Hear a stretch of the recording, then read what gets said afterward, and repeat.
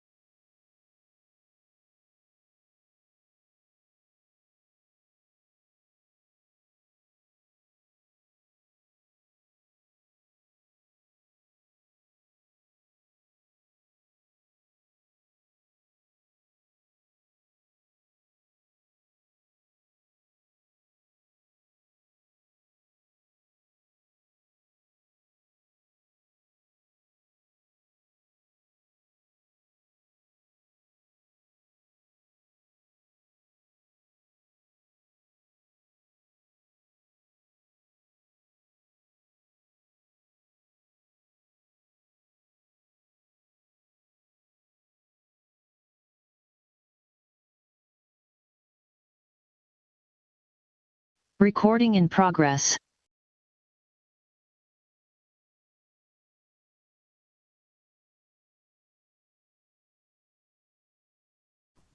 Good morning, Andre. Are we coordinating?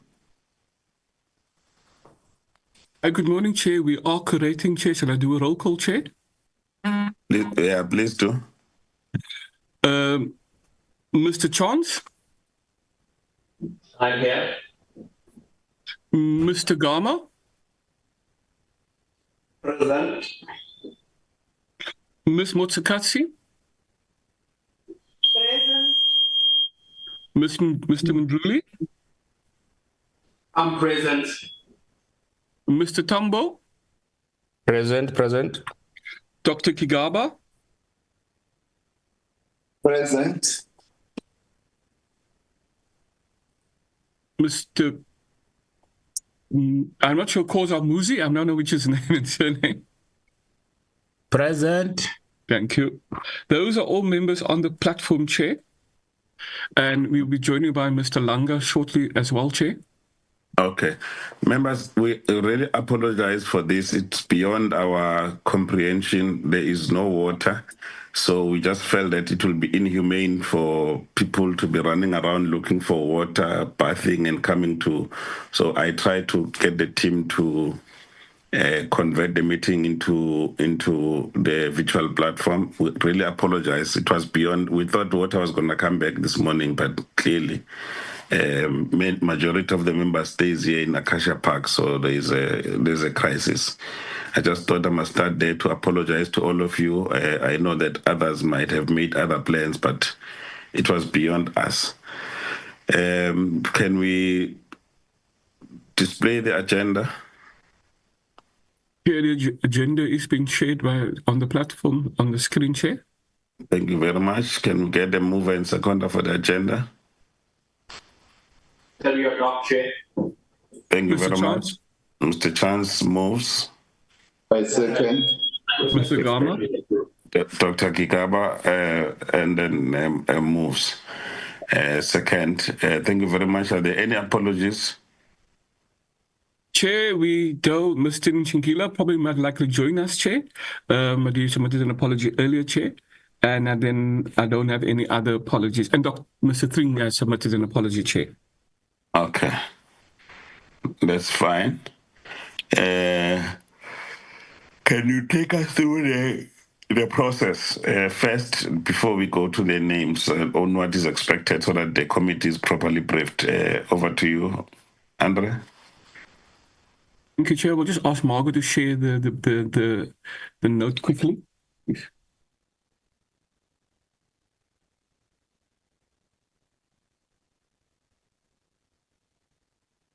Chair, just to take members through the process, Chair, there's a briefing note which was circulated yesterday to members for them to go through the process, Chair. But Margaret, I want you to just submit the note, Chair, not this document yet, this note, Chair, the note. Yes, President, you want to share it. You share the note, yes. Chair, Chair, I'm going to share the note and then you'll take members through that document, Chair.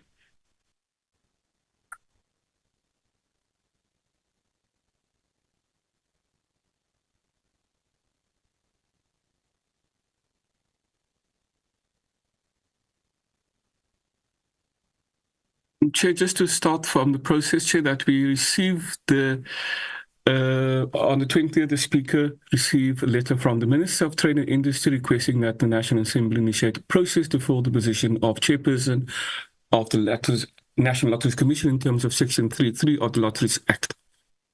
On the 21st, the Speaker referred the matter to the Portfolio Committee on Trade and Industry for consideration in a report. In the letter, the Minister announced a call for nominations published in the Government Gazette on the 19th, in the Mail and Guardian on the 26th, and in the Sunday Independent on the 21st. The nomination period closed on the 6th of October, resulting in 22 nominations received by the Minister.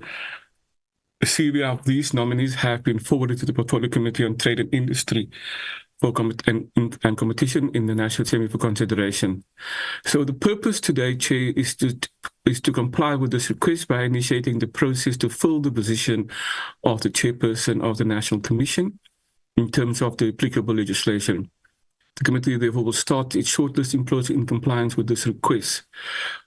Chair, what the decision that we require, Chair, is the criteria which the committee will use to consider candidates for the shortlist, the number of candidates to be shortlisted for interviews, and where the political parties or individual members should submit their respective list of shortlisted candidates. I'll ask Margot now to share the other document, Chair, and I'll take members through that, Chair.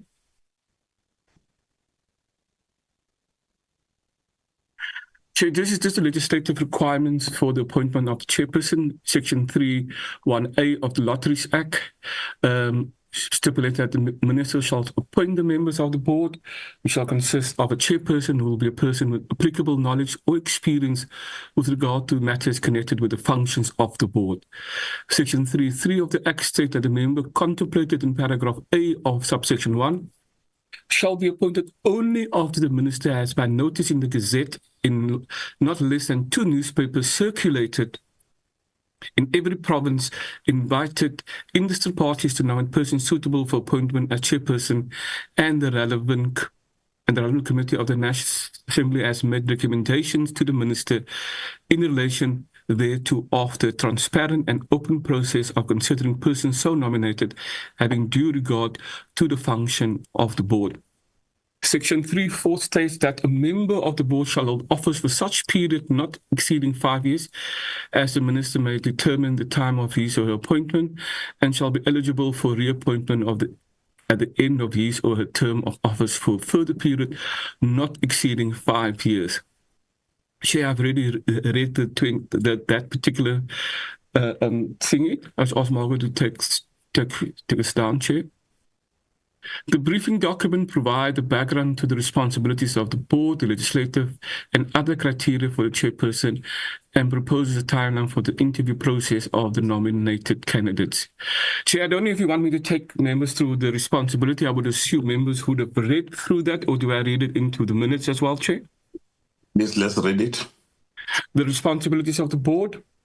The board of the NLC is responsible for carrying out the following functions as stipulated in Section 10(1) of the Act: advising the minister on the issuing of the license to conduct a national lottery and on any lottery and the rules thereof before it can be conducted under this license, as well as on any matter relating to the national lottery and other lotteries.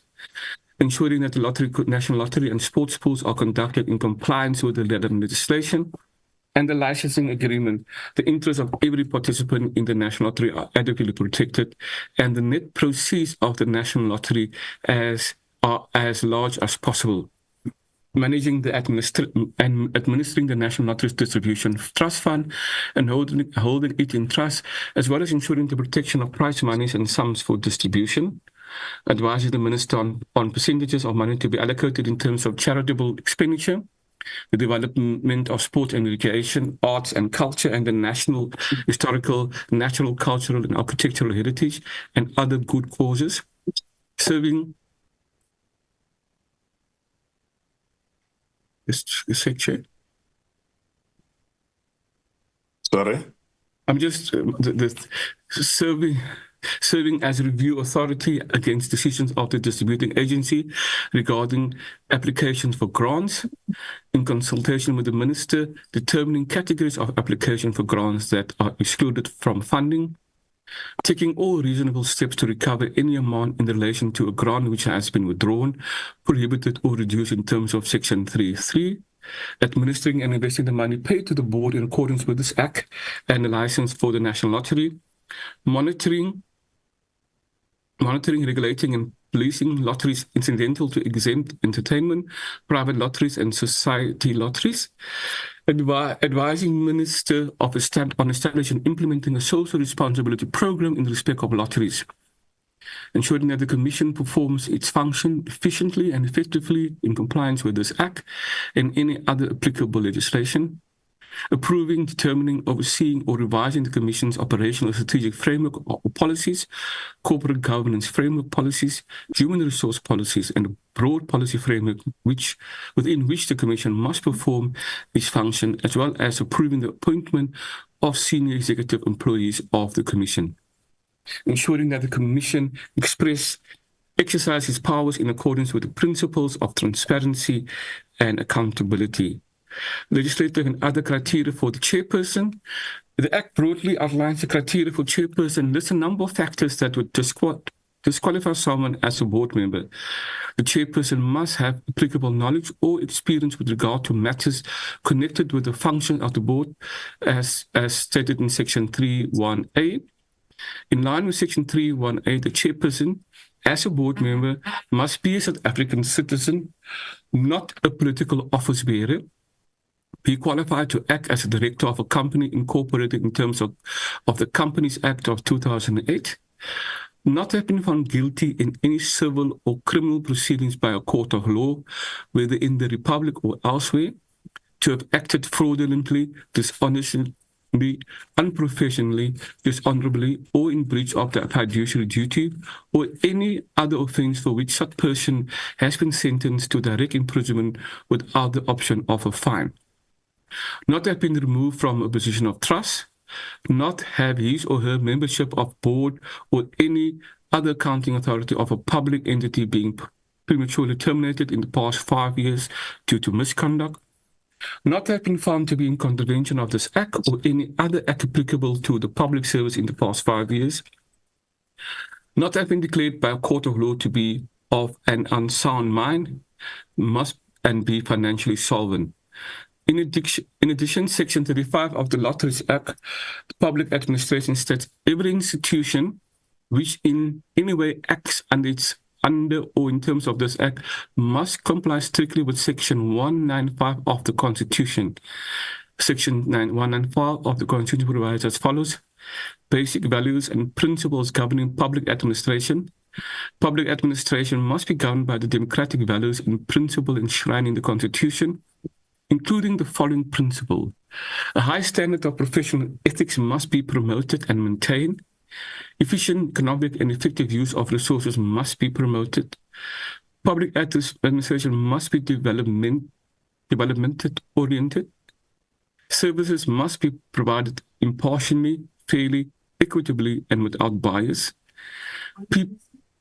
People needs must be responded to, and the public must be encouraged to participate in policy making. Public administration must be accountable. Transparency must be fostered by providing the public with timely, accessible, and accurate information. Good human resource management and career development practices to maximize human potential must be cultivated.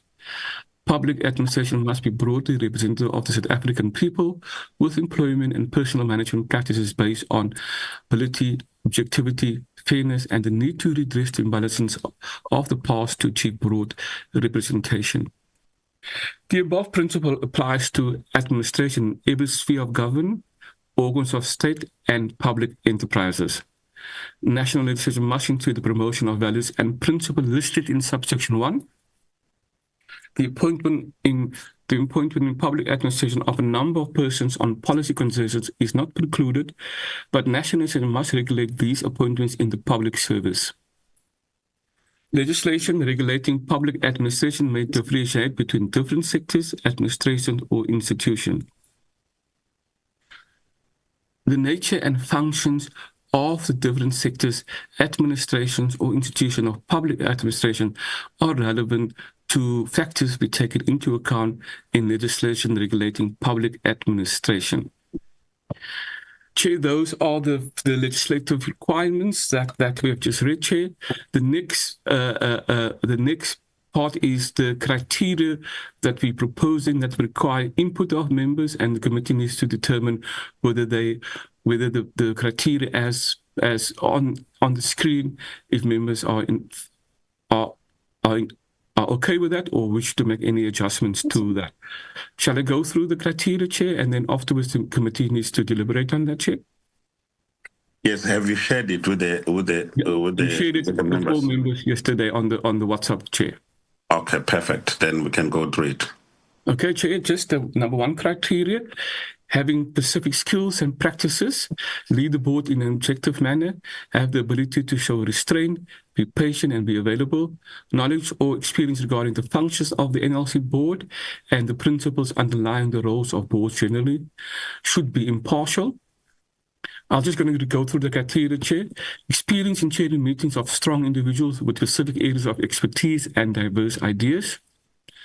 Ability to lead the development of strategy and give strategic direction. Knowledge, experience of the principles of corporate governance as contained in the King's Report on Corporate Governance and the Companies Act.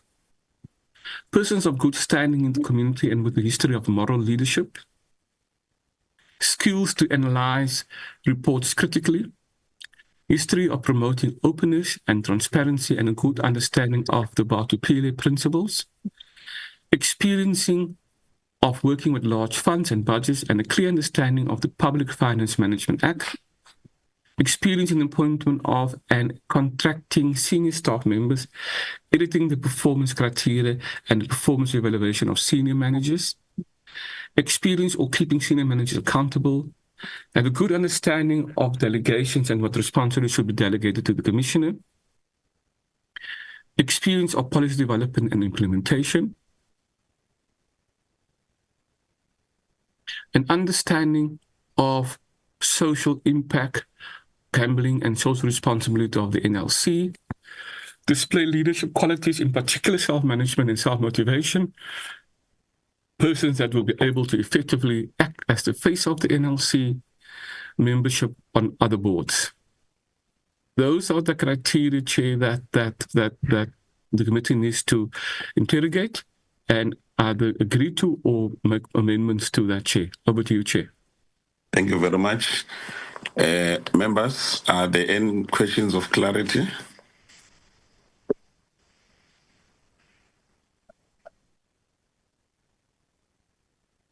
Andre, you'll help me. I'm using my phone just in case I don't see members. Chair, I see. I don't know if Sekwanda can indicate to us if any members have hands in the room. Good morning, Chair. Good morning, members. In the venue with 4 members. I'll indicate when members raise their hands and they would like to speak. Okay. Mr. Chan would like to speak. Okay. Over to you, Mr. Chance. Thanks, Chair. Yes, I think the criteria look pretty good to me. I'd just like to get some input from the Secretariat. Have these criteria been used in previous instances? Is there a sort of best practice that the Secretariat has used in listing these criteria, which, as I said, look pretty good to me? Okay. Any other questions before you answer? From the venue, Chair, there's no other member. Thank you. Okay. Chair, if I may respond, Chair, if you look at the top of that start of that process logo, in relation to the question that Mr. Chance asked, Chair, we have used this in the prior process and considering this criteria. So it's not newly, it has been developed and adopted based on other processes as well, Chair. Thanks. Okay. So we're not reinventing the wheel, so we're just proceeding from how we've always done things. Correct, Chair. Okay. So is there any other thing other than maybe questions for clarity members want to say before we can proceed to names? If there's any issue that you want to raise of whatever sort, so that we are as democratic as possible. Hello. Is it Honorable Langa? Correct, Chair. Yes, Honorable Langa.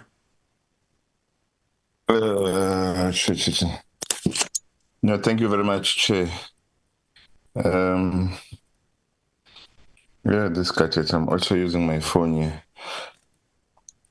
Am I audible? Yes, Honorable Member. Yes. No, Chair. The proposed timelines, I think they dictate that the interviews on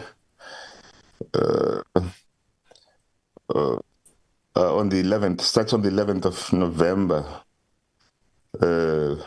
but requires security clearance from protection services or the Ministry of State Security beforehand. Now, given that the security clearance processes are often maybe subject to delays, is there any specific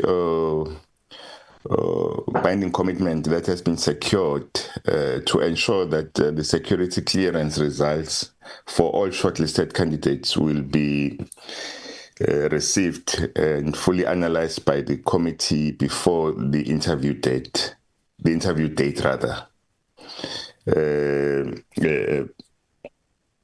Preventing the procedural delay or the risk of interviewing a subsequently disqualified candidate. I hope my question is clear. It's just that I'm juggling in between gadgets here. Thank you. No, thank you very much. Yes. Sekwanda raised the hand, Chair. I don't know if she has other members in the chamber, in the room. Okay. We've got Mr. Chance. Yes, Member Chance. Thanks, Chair. I just want to flag something which may come back to bite us later. Not the committee necessarily, but the process for advertising the position. Number one, the two newspapers were fairly minimal circulation. Number two, the closing date for the applicants was only a week after or week and a half after the applicants were informed of the position being available. So I just think we need to be cautious about that and be satisfied that the application process wasn't compromised by the fact that it possibly wasn't given the widest possible, publicity through the different newspapers. Sunday Independent and Mail Guardian not having a very big circulation. Okay. Andre? Chair, I would suggest with regard to Mr. Chance's question that DTIC respond to that, Chair. Chair, in respect of Mr. Langa's issue, maybe after we conclude on the decision whether the criteria is in order, so we need to move in a second of that, Chair, we will respond to Mr. Langa's issue, if that's in order with you, Chair. It's fine. I just need to make sure that we are procedurally correct. No problem. Well, yeah, I'm trying to do that. Thanks, Chair. Okay. So what is the next step now? Chair, and that the issue that was raised by Mr. Chance, I will suggest that we get a response from the DTIC, Chair. Thereafter, okay. We'll proceed on the process, Chair. Okay, who's here from DTIC? Ms. Matumela, Chair? Yes, here? Madam DDG. Yes, Ma'am Matumela.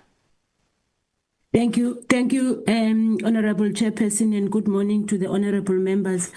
Chair, we note Honorable Chance's comment, but I do want to indicate that the Sunday Independent and Mail and Guardian are two of the publications that we usually use as a department, and decisions around where we publish the adverts are usually made by our HR unit, considering a number of issues, including the budget, Chair. But those two publications are publications that we usually use. And then, Chair, I just also, with your permission, wanted to say something around the comments made by Honorable Langa.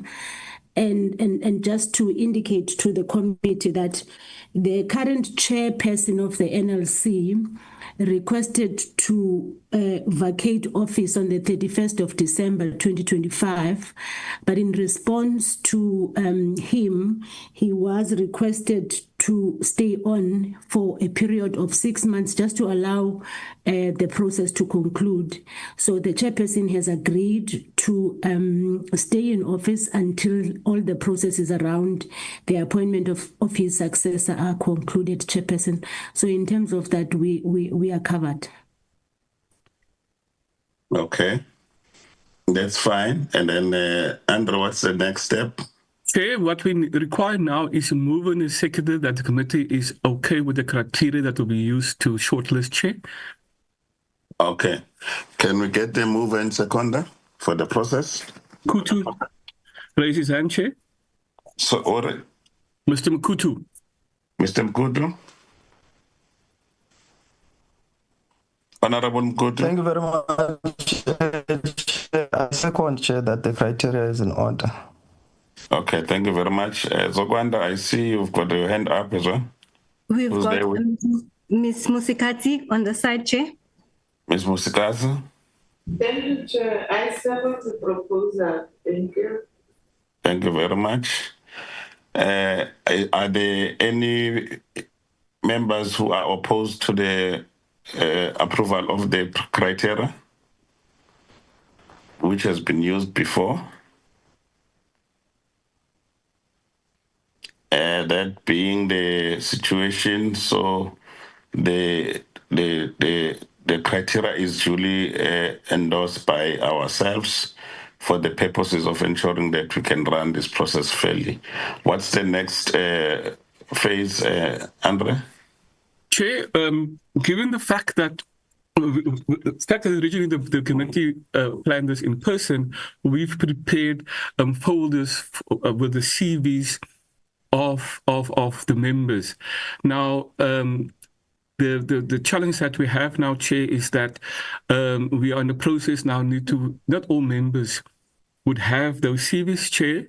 So we will propose that, Chair, that we be allowed to distribute the CVs by email, Chair, to members, and also for the members sitting in room S12A, we will give the folders to them, Chair, and that we. I don't think I'll be guided by you, Chair, that do any shortlisting, and that we maybe have to reschedule a meeting for just to consider after all members have the CVs in with them, and I have to reschedule a meeting just to finalize the shortlisting.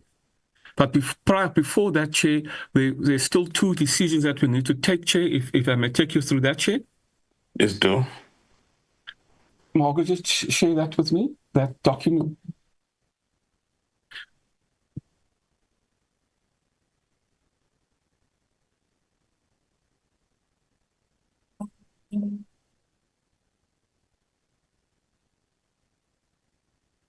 Chair, the other two questions that the committee decision that we required is the committee must decide on the number of candidates to be shortlisted for interviews, and whether the political parties or individual members should submit their respective list of shortlisted candidates, Chair. Chair, just in response to Mr. Langa's question, we have made provision for any eventuality. If there are challenges, Chair, we made provision, and as the DTIC has indicated, the chairperson as of the NLC has indicated that he will only leave office once the process is completed. So they are libre for any challenges regarding processes that unfolds, Chair. No, that's fine. Sekwanda raised a hand. Maybe there's someone in the chamber, Chair. Yes, Zogada.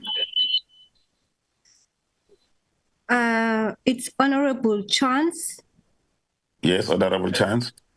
The question I have, it goes back to what Mr. Langa was asking. In other words, before the interviews, should we not have the security clearance done so that we don't interview people who thereafter would not be cleared for security purposes? And Mr. Mkutu raised his hand, Chair. Yes, Mr. Honorable Mkutu.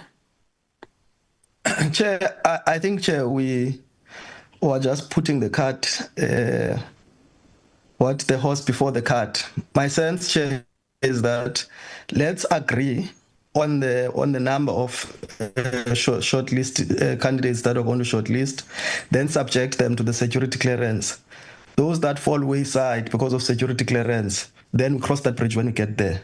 But let's just agree on a maximum number and then subject those candidates to security clearance so that we don't lock ourselves into a process of security clearance as if we're in the security cluster. Our responsibility is to shortlist, and from that shortlisting, the process then unfolds. And I think security clearance of the candidates is part of the process. This is just but one element of the process.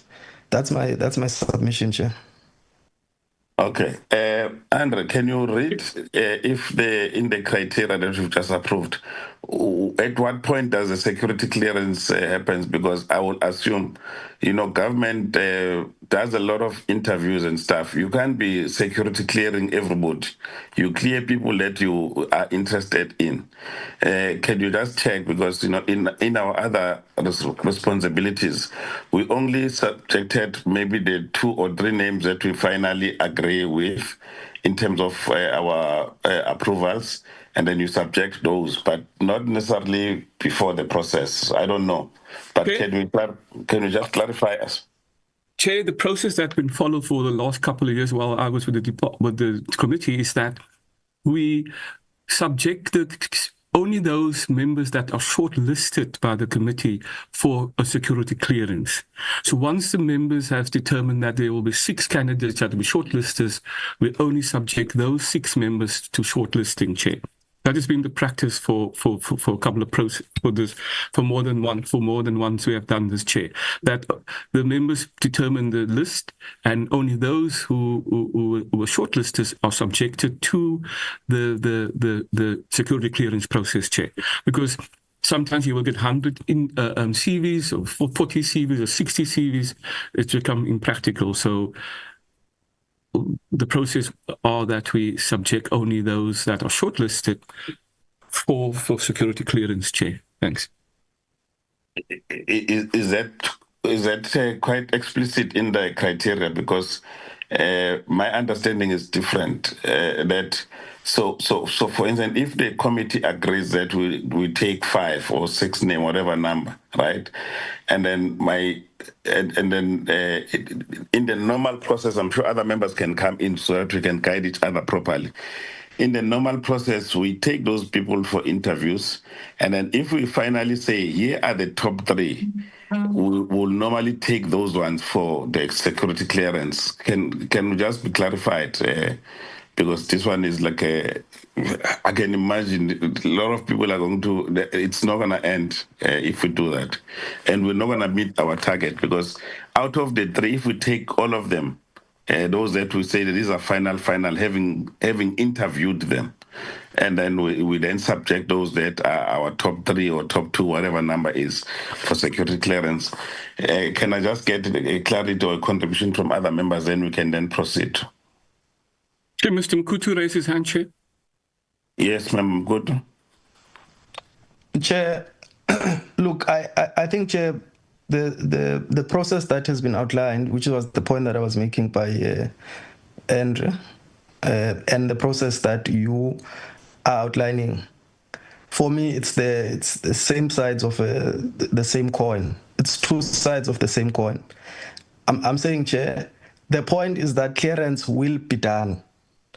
And for me, the point would be, do we shortlist and say, now that we've shortlisted, let's take the candidates to clearance, because they must appear before the committee for interviews, for instance. Therefore, would not want to risk a situation where we would interview candidates who in the final analysis would not get through the security clearance.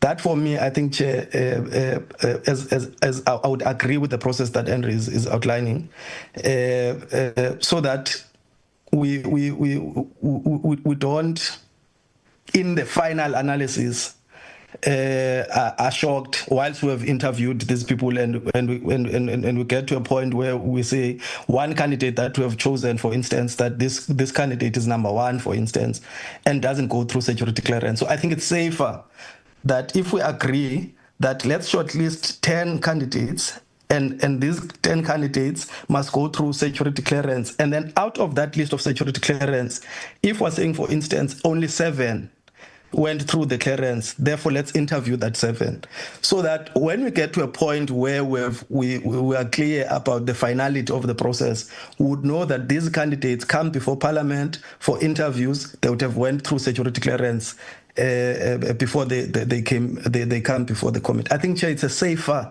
way of doing it.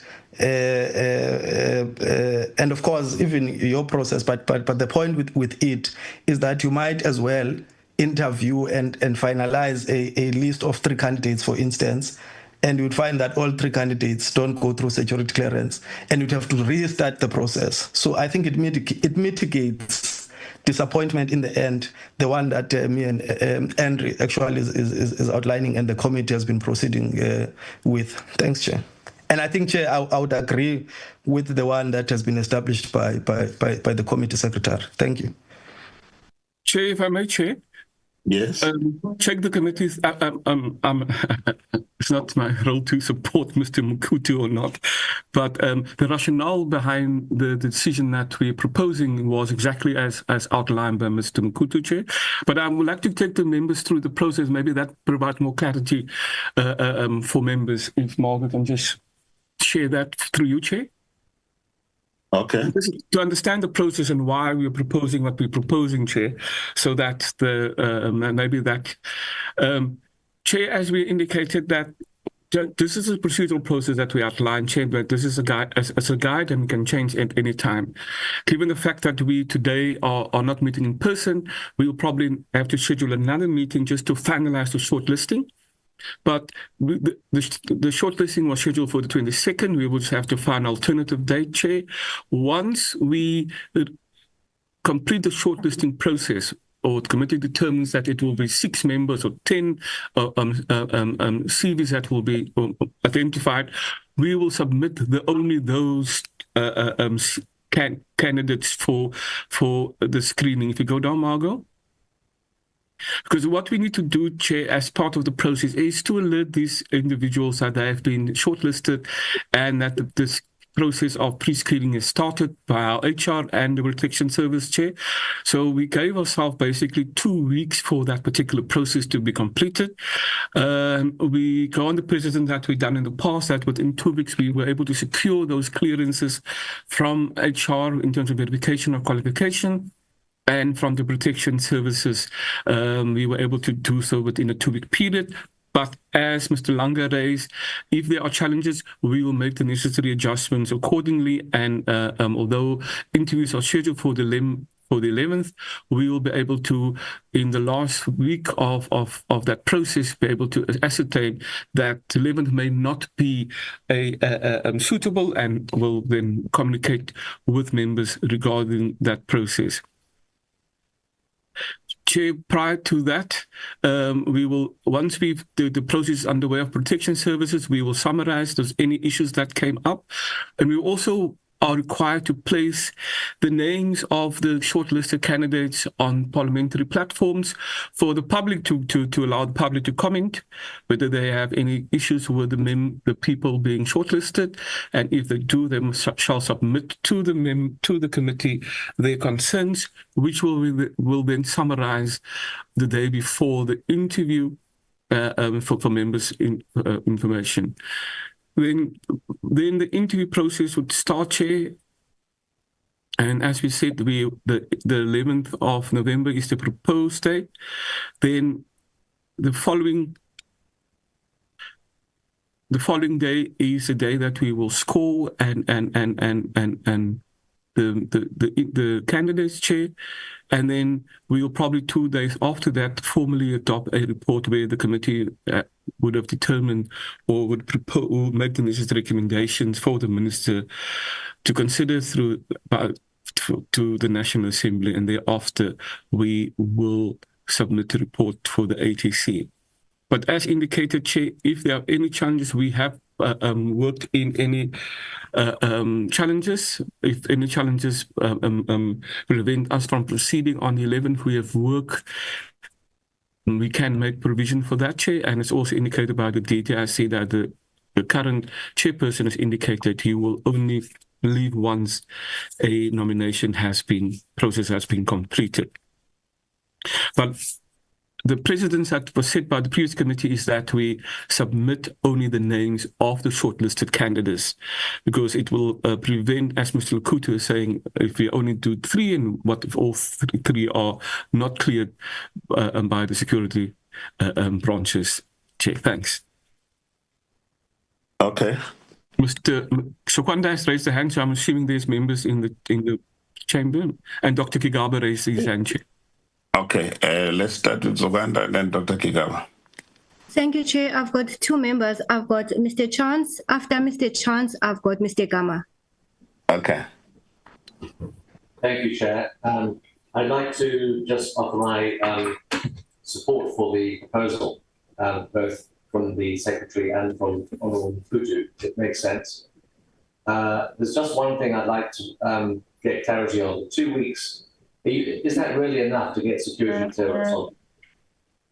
It doesn't sound long to me. Bearing in mind that this is not just an HR issue, it's a state security issue.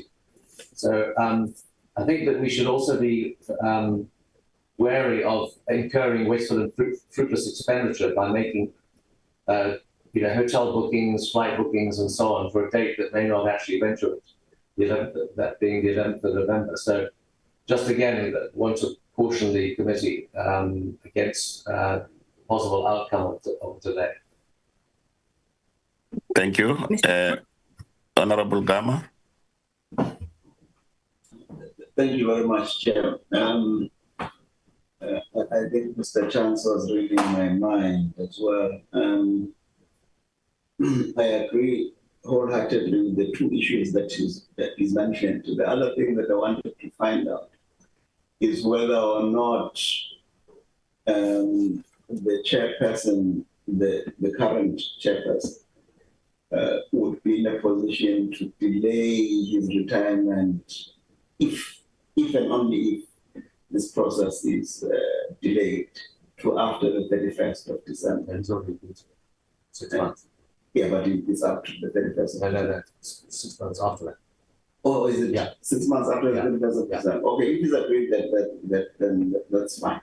The other issue, I believe there's 2 vacancies. Are we also required to do anything about the other vacancy, or ours is strictly about the chairman? Okay. Dr. Kigaba, Chair. Dr. Kigaba.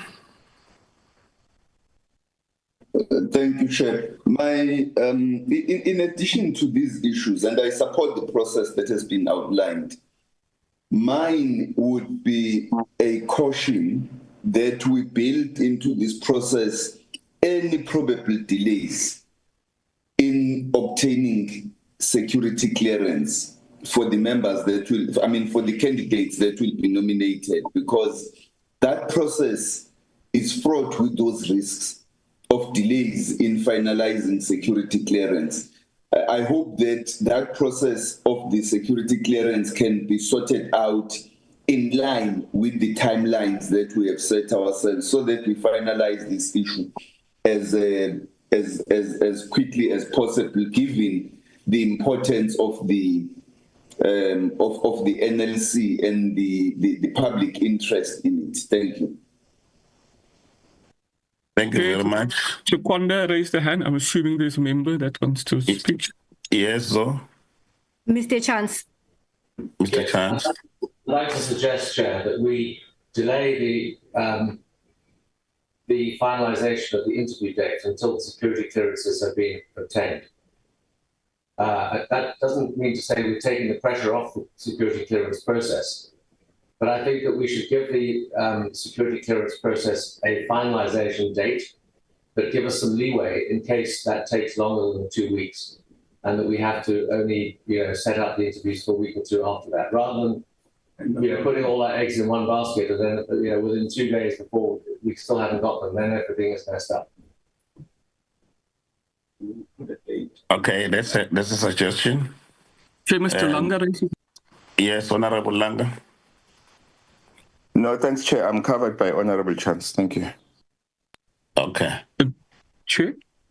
Yes.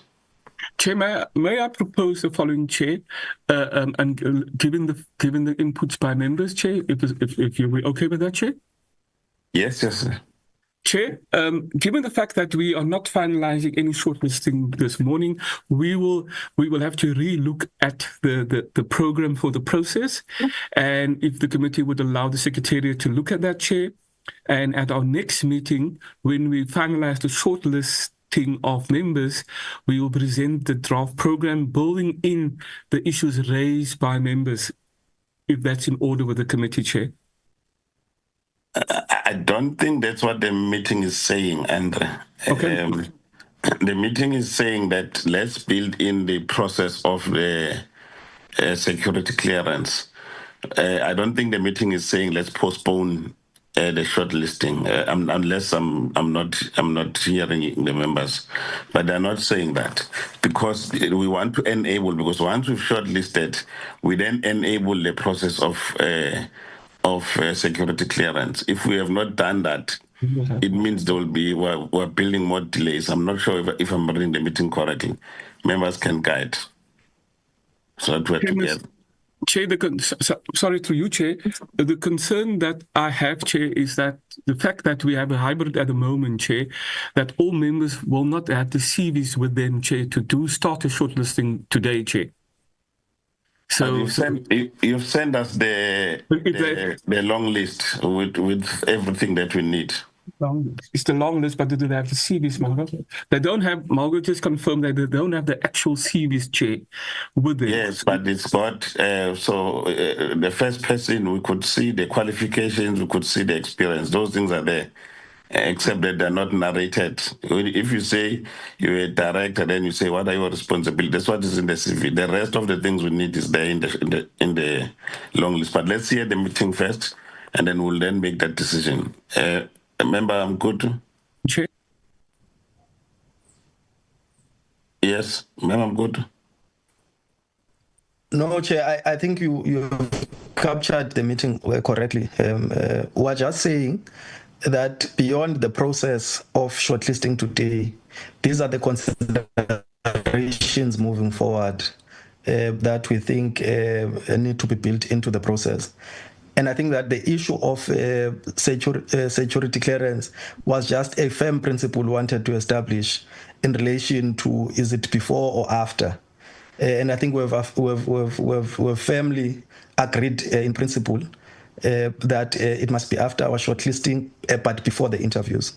The issues around time and all other things, I think they've been well canvassed by members, and how then do we build them into the process to ensure that we were not disappointed in relation to timeframes. So I think they were well canvassed, Chair. I think you are capturing the meeting correctly. Okay, Member Langa.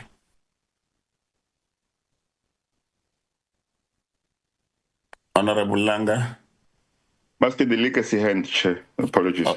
Okay, Zo, do you have members there? Yes, Chair, I've got Ms. Musikati. After that, I've got Mr. Mdluli. In that order. Thank you, Chairperson. I was just indicating that I agree with the proposals, but I think the series of the individuals is also important, so that possibly if one wants to look at it, then Honorable we can look at it as members, but I am agreeing, but just to take note that the series to look through it is also important. Thank you. Okay, thank you. Madam Lule. Thank you, Chair. So mine was exactly the same as my colleague who went before me, that I do agree that we need those CVs. It will be quite a challenge to do this, without the CVs. So I just have to caution on that, Chair. I think that we definitely do need to use CVs. But other than that, I do agree with the entire process that you've outlined. But I do want to stress the CVs throughout the important shit that we do have a look at them as we go through this. Thanks. Chair, Ms. Webster, Chair. Member Webster. Thank you, Chair. I just wanted to check, first of all, good morning to all the colleagues, the members that are here, and also to members of the DTIC. I'm in full agreement and in support of the process. My question was really around the CVs themselves. I also agree that we need them. There was mention earlier of physical packs and the proposal to send digitally. I might have missed it, but I wanted to find out if we do have a decision on that, on how that has been done as the first. And then the second is, are there CVs that are currently now with S12A? Because if there are packs that are there, we can perhaps arrange the collection. I know that I can arrange for collection even more the packs, because if we are going ahead with receiving the CVs. Okay.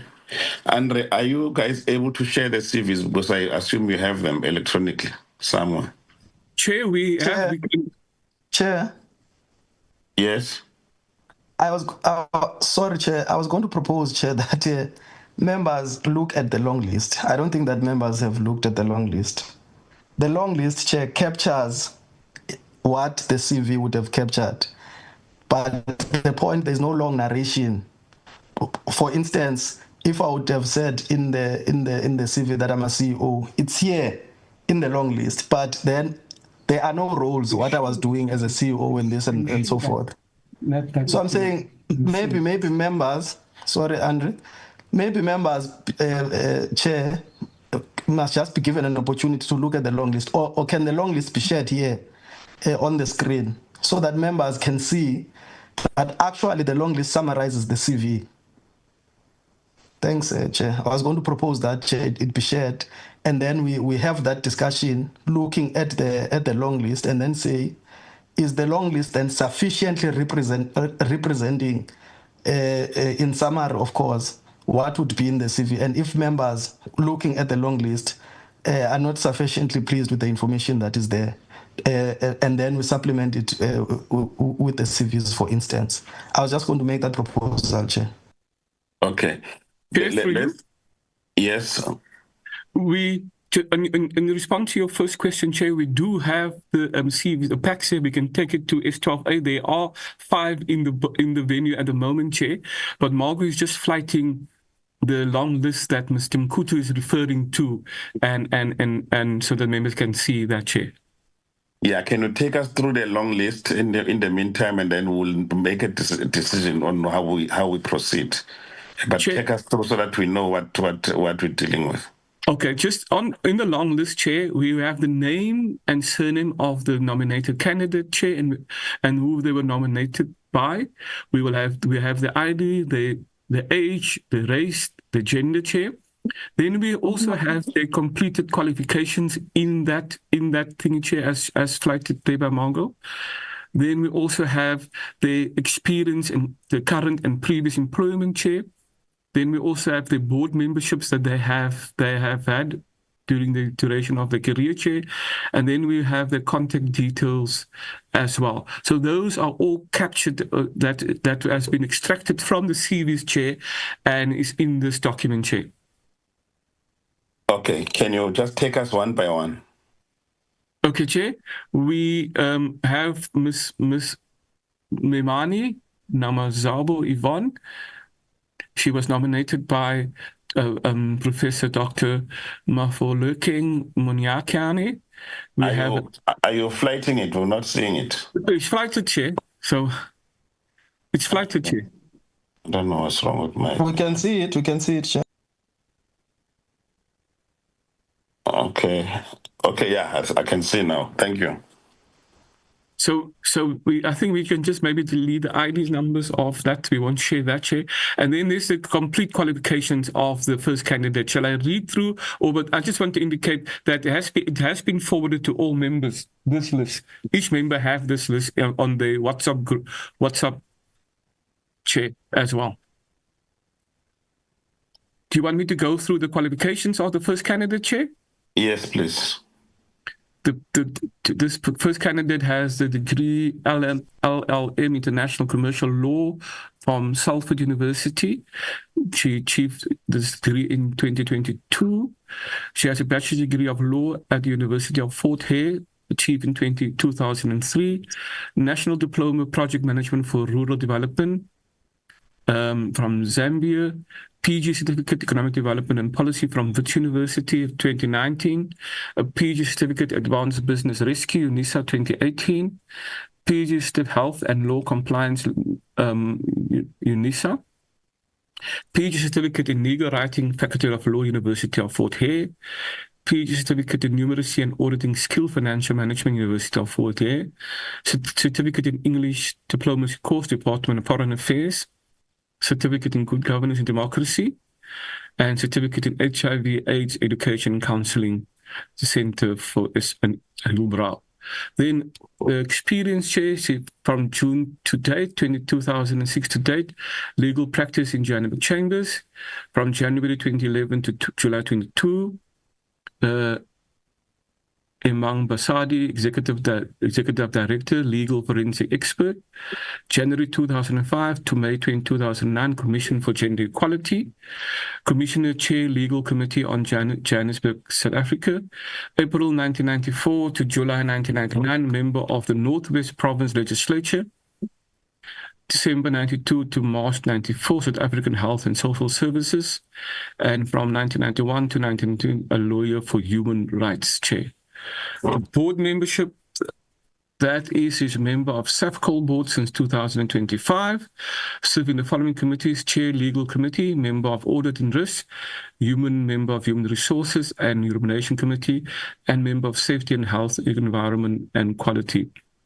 Legal Practice Council, member of the Disciplinary Committee in Gauteng from 2020 to date. Then a member for the Council of Higher Education from 2018 to date and served in the Nominations and Governance Committee. Chairperson of RIA via Board Phase 1, 2019 to 2023. Member of the Essential Service Committee 2015 to date, serving the Legal Subcommittee and Ratification Committee. Member of the Advisory Board Labour Appeals, Gauteng Department of Health from 2018 to 2023. Deputy Chairperson of Community Schemes Ombud Services Board for 2020 to 2018. Served as the Finance Committee Chairperson, serves in the Adjudication Committee. Chair, a member raised their hand in Secunda, Chair. Yes, Zo. Chair, I've got Mr. Chance. Member Chance. Thank you, Chair. I'm sorry to put a spoke in the wheels, Chairperson, but there's something which is very important that we're missing here, and that is reference checks. Now, it's very easy to put a CV together and make it look very impressive, but it doesn't tell the whole story. And I would be very uncomfortable as a member of this committee making decisions on people that I haven't actually personally checked myself. I want to know these people. I want to check them out, their references. I want to find out what their performance was in their organization. You know, it's very easy to have a list of qualifications and board memberships. That doesn't tell the whole story. And I would request that the committee members be given at least a week to do a proper investigation into these people before we consider doing a shortlist. Because I know for certain that if I go back to my party, which I will have to do, and make recommendations, they're going to say, well, what checks have you done on these people? And I say, well, I haven't. I've just seen the CVs. That's not really acceptable. So, Chairperson, I make that request humbly and hope that you understand the position I'm taking. Provided for, so that I don't know where. Chair, I've got Mr. Gama. Not in the shortlist. Member Gama. Yeah, no, I'm saying in terms of what Andre shared with us, the issue of educational qualifications is actually provided for, but I think we just spent too much time speaking about security clearance instead of that. So I think we just need, I think what Member Chance is saying is that maybe we get somebody to do that upfront before we shortlist. I guess. Okay, he says he can even do it himself. But normally there are agencies and people that actually do this for a living. Check the qualification. Yeah. Chair, it's not qualifications. As I said, anybody can have a fantastic CV with their qualifications. But this is a very, very important job that we're recruiting somebody for. And we've got to be sure that the person's background is also squeaky clean and performance in those positions. And, you know, having a list of qualifications and board memberships, in my mind, is not sufficient. I would never make an appointment of somebody to a position like this until I check their references. And that includes putting a shortlist together. Chair, we've got Mr. Gama again. Yeah, before Mr. Gama comes in, just 1 second. Colleagues, let's differentiate. Right? We speak, so there is an HR process which does a verification of all these things, including referencing, right? And that's an HR process. It's not our process. So if, for instance, if Member Chance, you've got your own capacity somewhere of verifying people or knowing, I don't think that we want to know all those people who have applied here. We want to know the ones that we're going to deal with, that we're going to shortlist. because on the basis of the information that is before us, that's why we've agreed now that we need a process which is going to clear those people that we are finally going to interview. But to say you want to verify everybody who has applied, if there are 4,000 people, are you going to verify 4,000 people? It sounds abnormal to me. But it's your decision. Let's hear you out. Member Gama. No, Chair, all I wanted to say was that it's only proper that we verify those that we're interested in, not the whole list of 22. Thank you. Chair, my hand is up. Chair, Mr. Mkutu. Yes, Member Mkutu. Chair, this is a process of shortlisting. And then when we have shortlisted, Chair, the candidates that we have shortlisted become candidates of interest. This is where the security clearance issue, the verification of qualifications and all that, it's embedded in the process. Now, unless we're saying we're tired of being lawmakers, now want to be private investigators and HR personnel, then I take what Mr. Chance is saying. But please, Mr. Chance, we don't have the time to be private investigators, some of us. What we are dealing with is a shortlisting process, and from that, we hand over the process to those that must do the verification of qualifications, which is an HR process, do reference issues of conducting references, do issues of security clearance.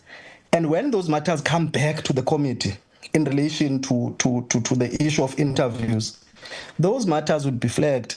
For instance, HR would have flagged an issue if a person has falsified the qualification. That yes, the person has passed security clearance, but we found that this person, for instance, in our process, has falsified qualifications.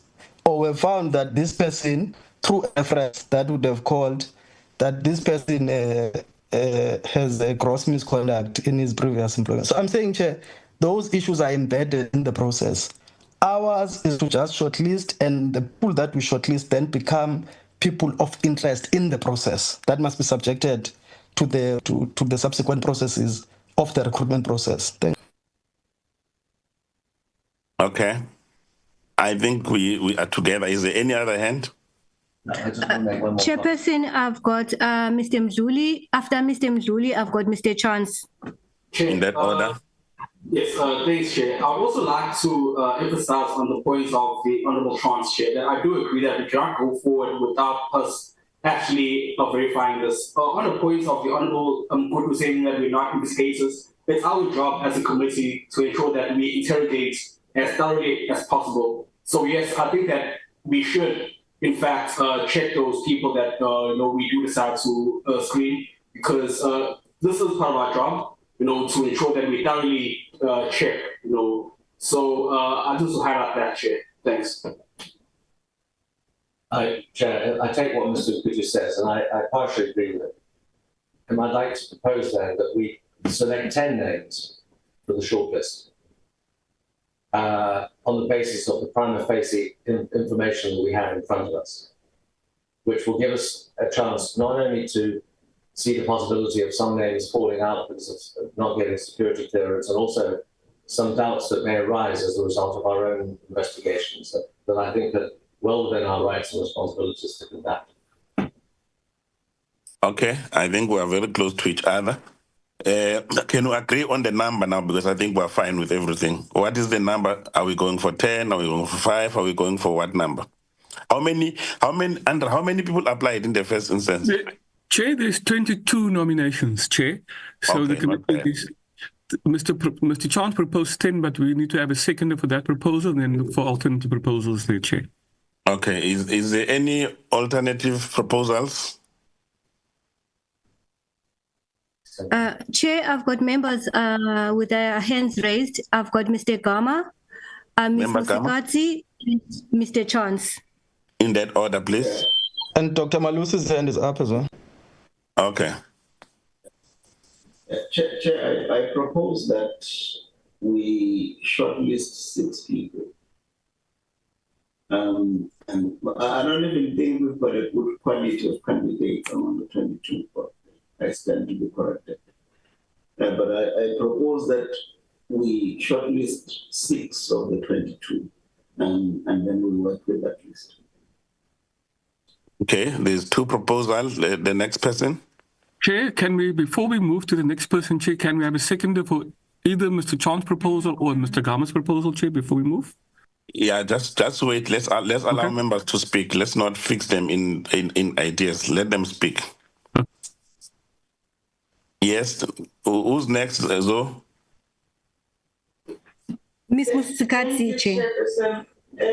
I would have supported the suggestion of Mr. Chance because the possibility is that from the 10 names, there might be possibility that some of the names are going to fall out and we might possibly stay with 2 or 3. Thank you. The next person. I'm covered, Chair. Thank you. Dr. Gigaba. Chair, my sense is that we need to agree on 6 names. But let us first look at the names that are before us so that we are not preemptive in terms of the people who are nominated. It could very well be that these 22 nominations do not fit the bill as Honorable Gama has suggested. And we call for new names. So I want to suggest that we settle for the 6 names. We will then undertake all the due diligence that Honorable Chance has suggested once we have those 6 names, because I actually don't think we disagree on the processes that have been suggested, all the background checks, the security clearance, and so on. We agree on all of that. But let us first, because we had agreed initially on the 6 names, let us not change midway. After we agree on a process, in the course of executing it, we change the rules of the game, nullifying our initial decisions. We will then find ourselves hopping on the same spot, which will not yield any progress. From what I hear, because we agree on the process, it doesn't seem that there is anybody with any preconceived ideas. That being the case, and because there is agreement on the key and important issues, let us stick to the agreement we had initially reached, proceed with it, and only once we have embarked on the process can we then go back to say that no, we think we should add an additional 6 names based on the following arguments, looking at the skills that are shortlisted and all those processes. So my suggestion, Chair, is that we had agreed on 6 names. Let's stick with the 6 names. Let's not change the rules of the game midway so that we can make progress. Thank you. Thank you very much. There are 2 suggestions which are both supported. So what I will suggest, so that we can find each other, because I think there is merit in both issues. Firstly, we don't want the process of state security to be too cumbersome. Like for 10 names, I think it's a lot of names. But if we go for 6 names, it might make sense. But the point is, we might not have actually 10 names, or we might not have 6 names. We might have less if we go through this list. Can we allow ourselves to go through the list and then we'll then finally conclude what becomes the number, so that we don't fix ourselves and then only to find that we actually have people who've got the standard 2 all day who have applied, but we don't know who are these people. Let's use this basic information, which is going to help us to verify, and then we take a decision finally in terms of how many people we are. I'm sure by that time we would have convinced each other through the information that is before us. Is that fine, colleagues? To allow Andre to just take us through, and then we will then make a decision. Yes, though. Chair, I've got Ms. Musikati. Yes, Ms. Musikati. Yes, I think I agree with what you are saying, Chair. Thank you. Okay, thank you very much. Let's proceed, Andre, then. Thank you, Chair. Members also in the S12 A have the folders, Chair. So Margaret, maybe can I suggest just let's read us the names and maybe highest qualifications. If there is no discrepancy, we will also try to go through so that we don't really end up getting confused about these names. We will go through with you just the highest qualifications and experiences, just to have a sense of who are these people. No problem, Chair. Okay. Margaret will just share it with us, Chair. Yeah, all those other certificates, this and that, we are not interested. We want to know is a degree, is what's the highest qualification, blah, blah, blah. No problem, Chair. Yeah, but members have got the list, we'll go through it ourselves. Okay, Chair. Yeah. We, so for the purpose of continuing, the next one is Wayne Manche. The highest qualification is a chartered accountant, Chair. And then his experience is the executive member of Water and Consulting. He's currently the CEO. He's the director partner of PwC, PricewaterhouseCoopers, from 1990 to 2015. He's the Eastern Cape Consulting Leader, National Automotive Leader. His board membership, Chair, current board membership, he's a member of SAICA, the South African Institute of Chartered Accountants. He's also a member of the Independent Regulatory Board for Auditors and the South African Institute for Internal Audits in South Africa. There's a number of board memberships. Do I go through all of them, Chair, or just... That's high level. The significant one. Yes, and Chart is a part of SAICA, Chair. That is a big one, and IRBA, the Independent Regulatory Board for Auditors. Then I'll go to Paul Mosing.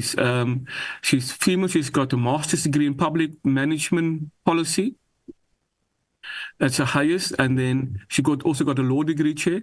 Her current position, she's CEO of Smoking Rhinos Pty Limited, director at the Gauteng Liquor Board. She's a senior specialist in research specialist, but that's it. She part of the committee of inquiry, member of the Gauteng Liquor Board inquiry, and a member of the Audit Risk Committee, chairperson of State Diamond Traders. Then for the next one is Ndeo Bo Grootboom. He's an African male, 32 years old. He's got a Master's of International Business from Tsinghua University in China. His dissertation was on effects of trade facilitation in African exports. He got a Bachelor of Commerce in Banking from UNISA. Then also he's currently the CEO of Yonhu Africa 24. Yonhu is a blockchain solution company that plays in a role in digital transformation. He's a non-executive director at the South African Forestry Company Limited, SAFCOL. If you go down, Margot.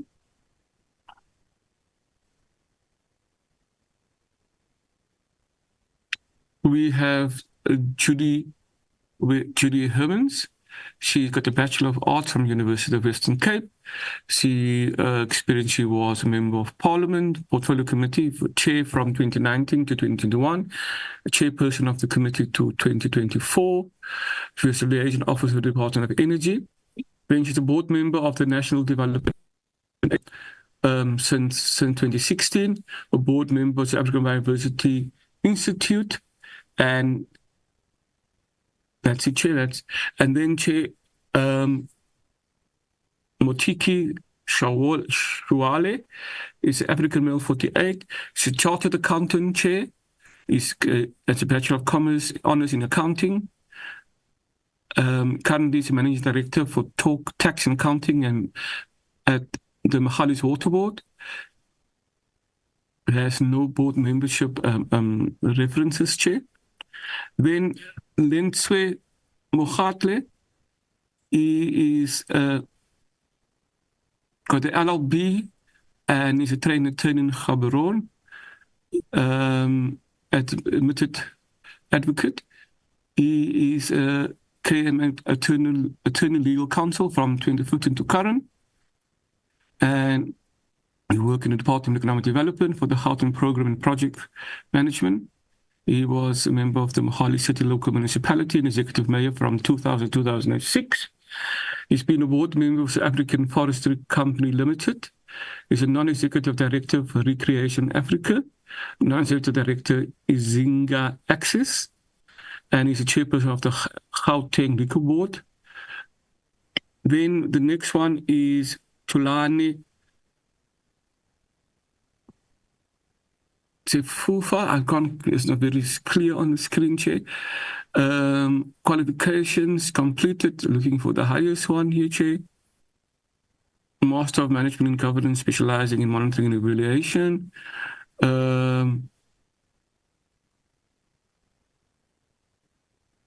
That's the highest, Chair. Then XP, then we have King Temkisu Bonakele. He got the MBA. He's got a law degree, Chair, LLB from Fort Hare and University of Amsterdam.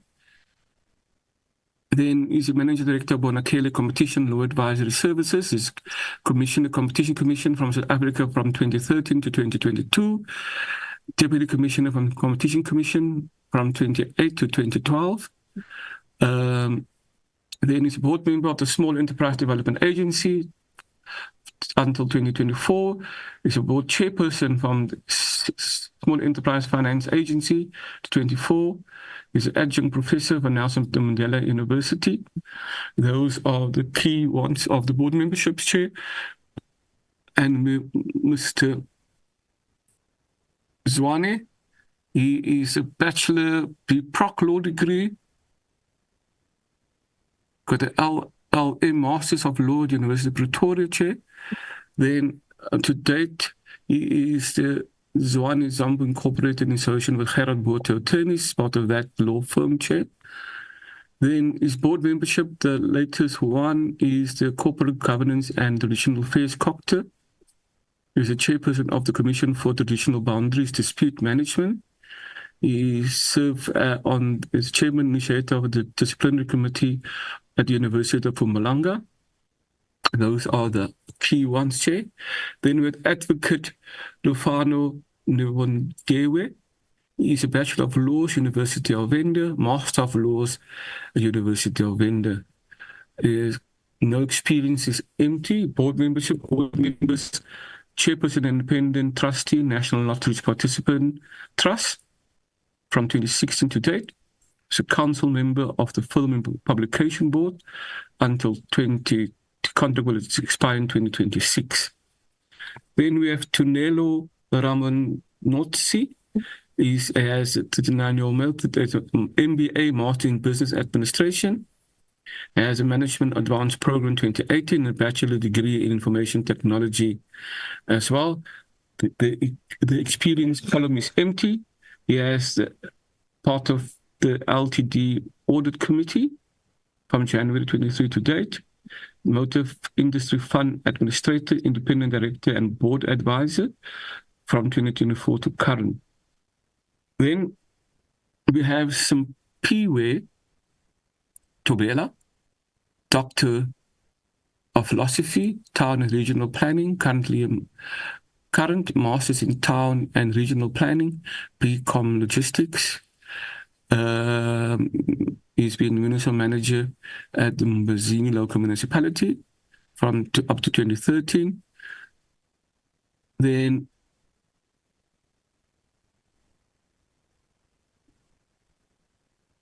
he's still serving on USASA as a board member. Then which one is the next one? The 12th. 14.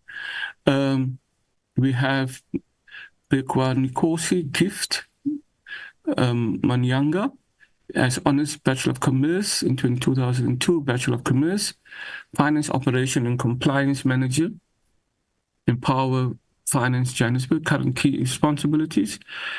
No board membership, Chair. Go down.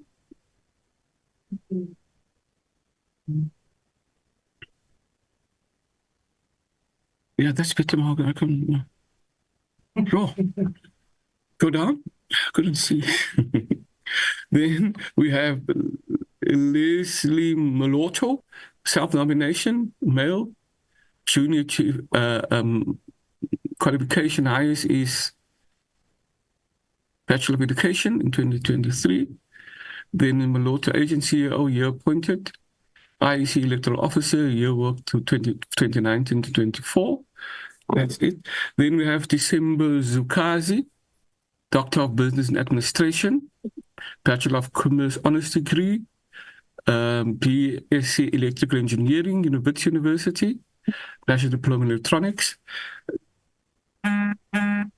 Senior Business System Analyst at FNB Business IT Lending, used to lead Scrum Master APSA CIB Payments, and a Registered Associated Business Analyst for, I can see, to George Washington University. Then we have Tsepo Moloi, is a doctorate in political studies, MA System Policy, African Constitution to International Relations, MA, got honors in public admin. He's the head adjudicator in Khoza Albert Lutuli Oral History Contest. He's a research associate for UJ, African Center for African Center for Epistemology. He's a board member of South African Heritage Heraldry National Council. He's a founding president of Gauteng Oral History Chapter. That's it, Mongo. Then Themba Dlamini, Masters of Arts in Development Economics, Bachelor of Arts and Honors in Economics, cum laude, Howard University, Washington, D.C. From 2022 to 2026, Chief Executive Officer, Performing Arts Center of Free State. It's a fixed contract. He's a board member of the University of Free State Economic Advisory Boards, Chairperson of the Quality Council of Trade and Occupations from 22 to March 25. Then Jennifer Rankeng, University of South Africa, Bachelor of Law, admitted attorney to the High Court of South Africa. She's currently at J.M. Rankeng Attorneys, practicing attorney, Gauteng Department of Economic Development, a board member of the Gauteng Department of Economic Development Committee of Inquiry. Next one, Margo. Timbeka Semani is a Masters of Business Administration, 2022, the science qualification. She's ESCOM Holdings Governance Project Manager. Board membership is the African National Energy Regulator. She will be up to 2026. A part-time regulator member of the Airports Company of South Africa, Air Traffic Navigation Systems, Mining Oil and Gas Service Company, August to 2019 to date, and served on a number of other boards, Independent Communication Authority of South Africa, ICASA as well. Bings Blenis, PhD in the Management of Technology and Innovation from the Da Vinci Institute, a Master of Science in Technology and Innovation. Then non-executive directors of African to present the Metropolitan Training Company, Nature of Business Technology, Business Advisory Consultant to date, a non-executive member of the Council for African Leaders Association from 2020 to present, a board member of Tudor Bismarck Ministries from 2018 to present. Next one. Okay. Then late application, Butch Morabe, B. Juris and LLB. Currently, Tabu Morabe tennis position. And then the board membership, West Rand Mental Health Review Board, National Mental Health Review Board Forum. Those are the 22 candidates, Chair, that we just gone through, Chair. Thank you. Thank you. Thank you very much. I think it was not too difficult. Are there people who are currently in the board of NLC from this list?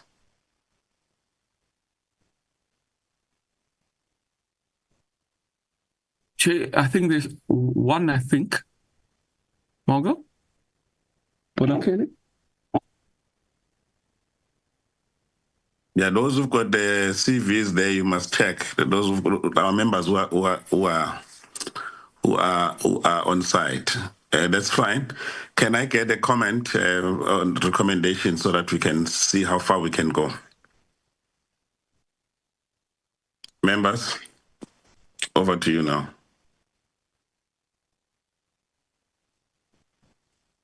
So Kwanda raised the hand, Chair, so I assume she has members, Chair? Yes.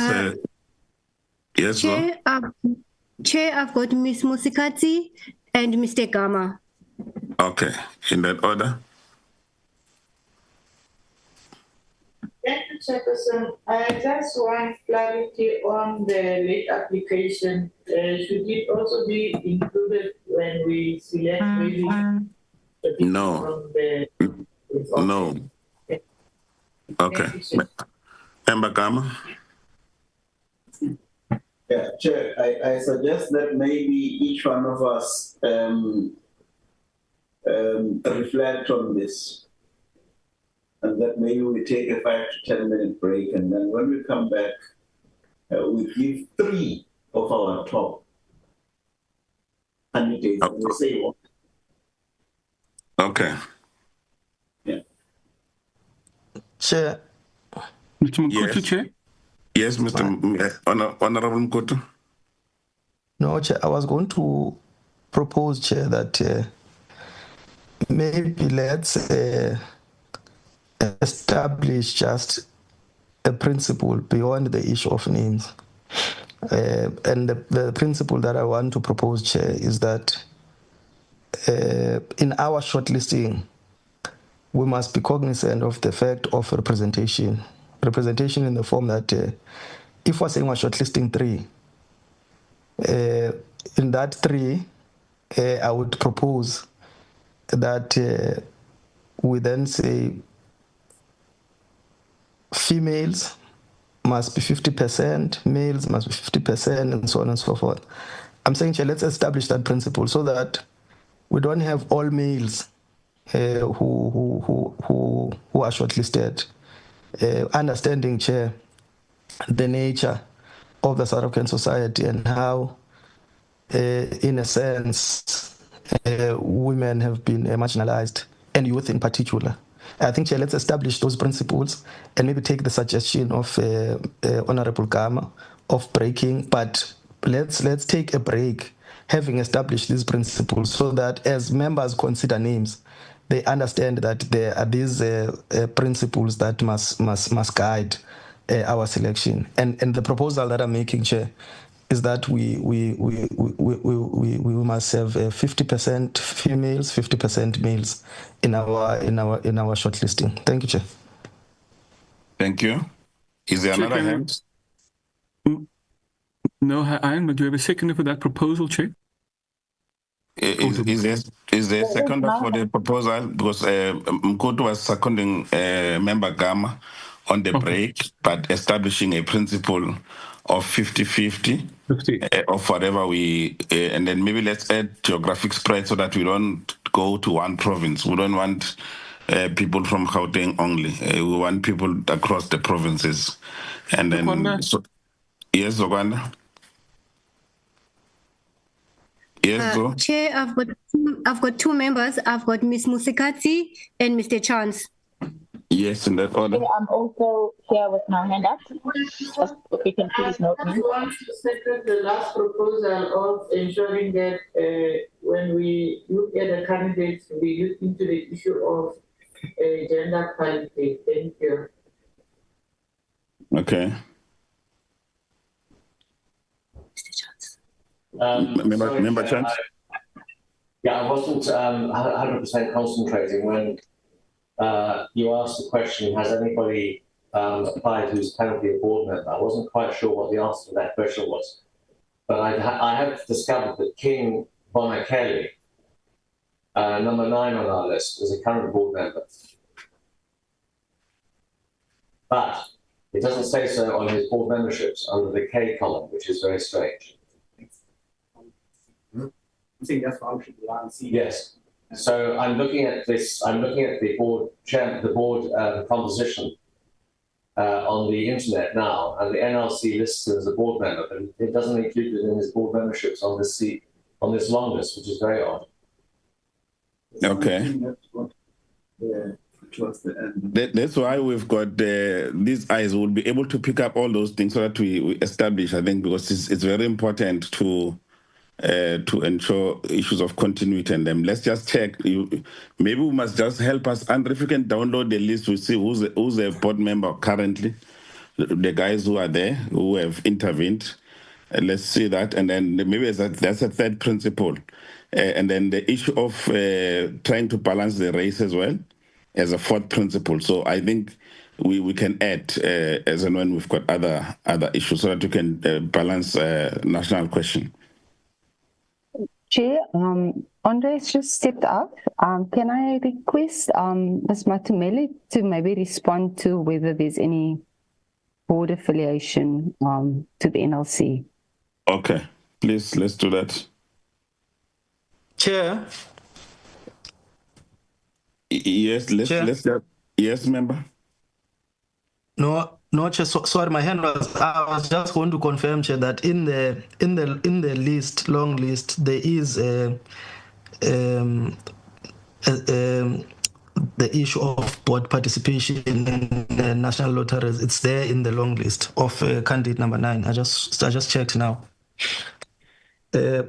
My proposal, Chair, is that let's establish the principles, and then from the principles, then when you are going to hand us over to going to the break, you kind of read out the established principles so that to guide us in the issue of the names that we're going to propose when we're coming back. The issue of candidate number 9, I think it's there that he is serving in the board. It's written there. I think that Mr. Chance just missed it. Okay. Chair, can I come in, please? Yes, Ms. Weffler. So, additional to the issue of being a member of the NLC board, do we have a mechanism through which we're going to determine whether any of these candidates have any sort of conflicts of interest? For instance, have companies that have been beneficiaries, or any other boards or affiliated with any other of the associated organizations? You can make a suggestion, leadership. Sure. So I would like to suggest that we determine. I think what we would have to decide is at which point are we determining that. I mean, it might be difficult to determine it now as we shortlist, but perhaps once we do have the shortlist, that we add that as part of the screening that takes place to check if any of these candidates are affiliated with any beneficiaries or with any associated organizations. Okay. So if I'm hearing you correctly, so we've established about 5 principles, right? If you can note, Margot, we spoke about gender parity. That's number 1. Number 2, geographic spread. Number 3, national question. Number 4, retention. Number 5, issues of conflict of interest.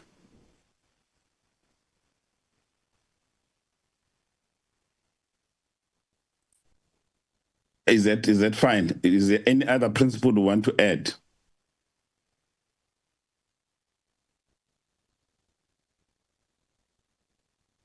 Chair, can we just confirm what the third one was? It's gender, it's geography, is a national question, is retention, is conflict of interest. So national question. Yes, like race. National question is race. Oh. Yes.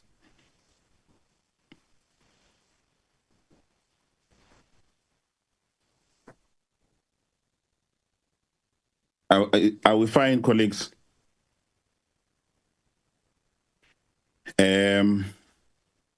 Let's take a break until 11:45 to look into these names. And I will suggest maybe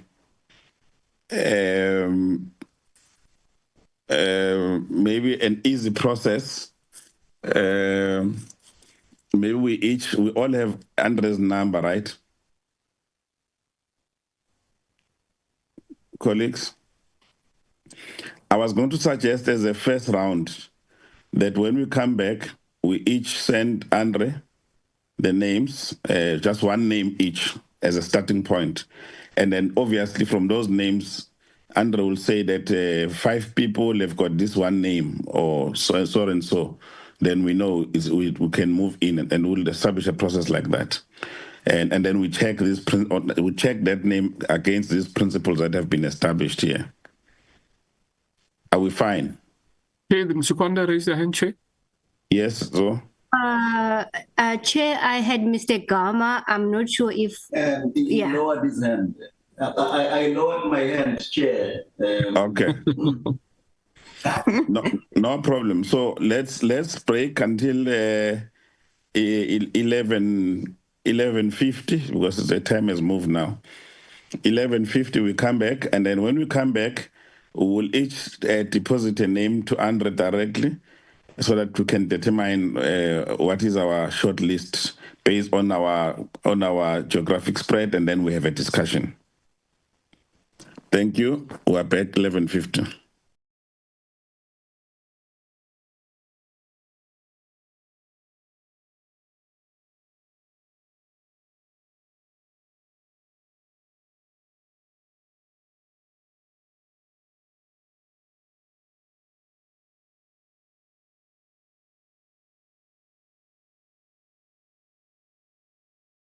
Recording stopped.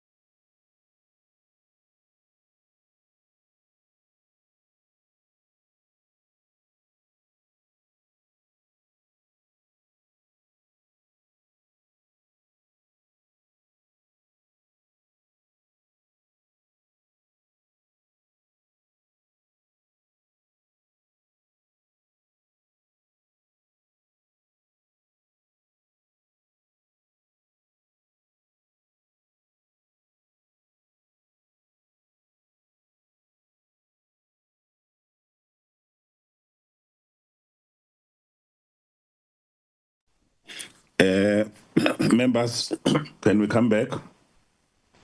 We even got an extra minute.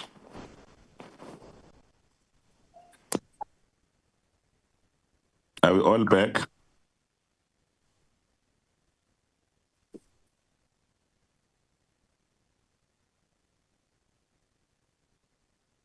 Members? Yes, Chair. Chair, in the venue, we do have all the members back. Okay. There are how many there? 4. Yes. Yes, Chairperson, it's 4 members. Okay. So, okay, we're still correcting, no problem. And then can we, in the next 2 minutes, and then drop under the names so that he can then read us the names. I'm sure there could be duplicate of the names and so on and so on. Then we decide on the number.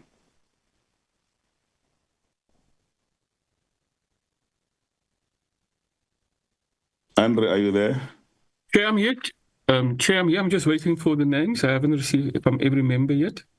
Okay.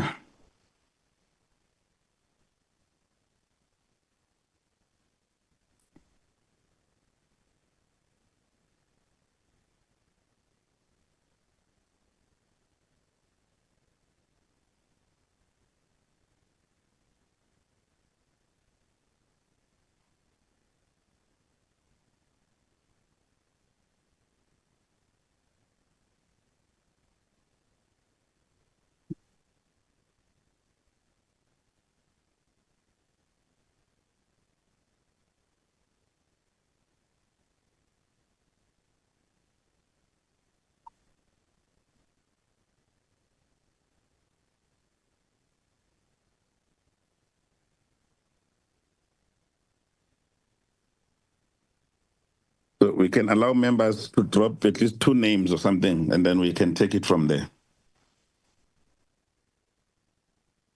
And then we then assess based on the principle that has been established by the committee.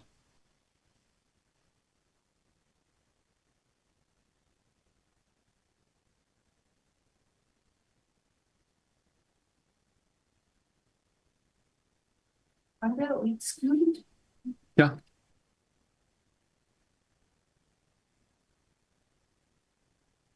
We have the names from 6 members so far, Chair. Okay, let's just wait for other members.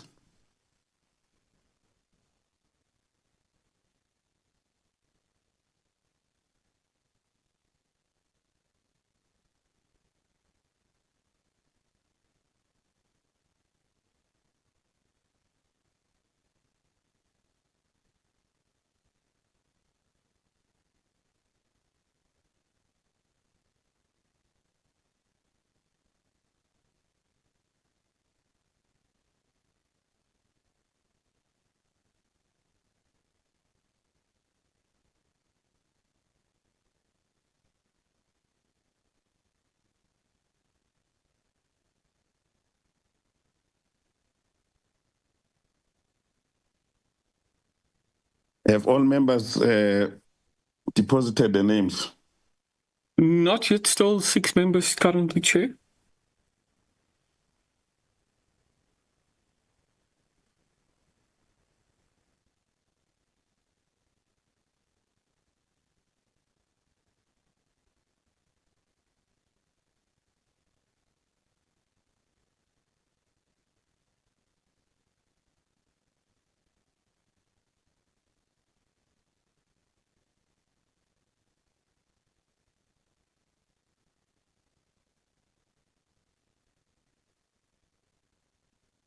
Where are the other members?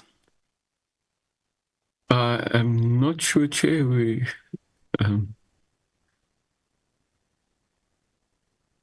have from 6 members currently, Chair. I think, yeah, 1, 2, 3, 4, 5, 6.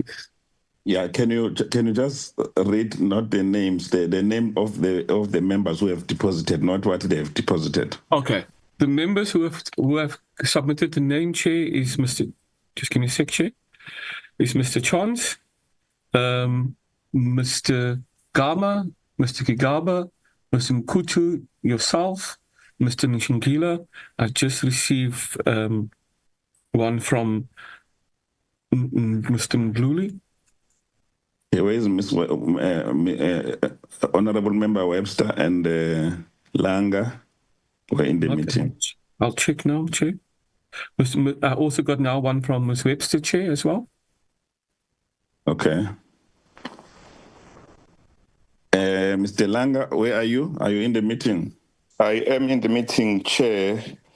Chair, maybe I don't think I'll be able to register the name today. No yeah, maybe just to state the reasons. One, could only retrieve the names, I think, 5 minutes into the time that was allocated for.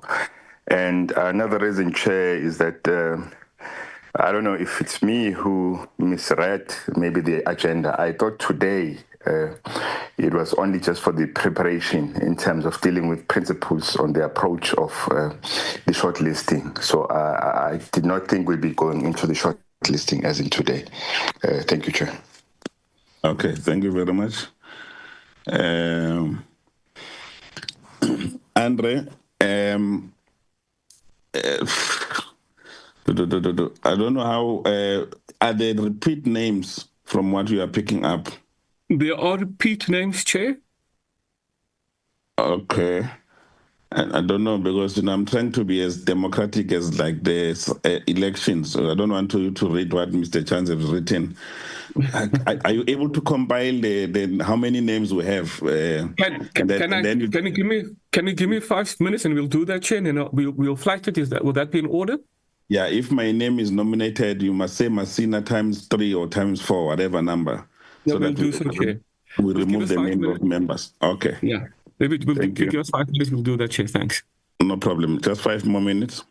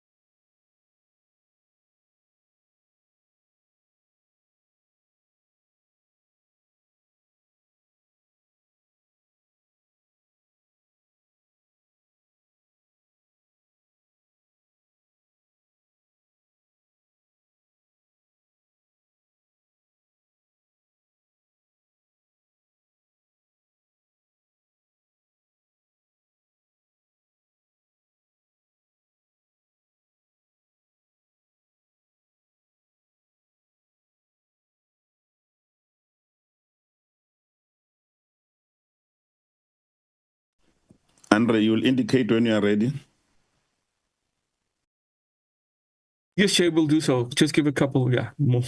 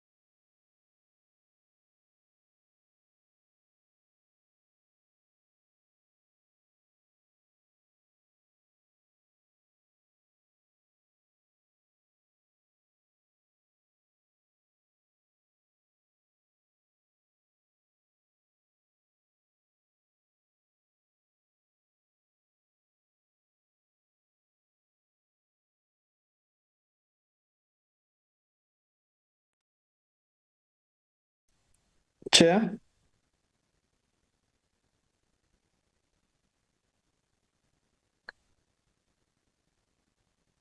Yes.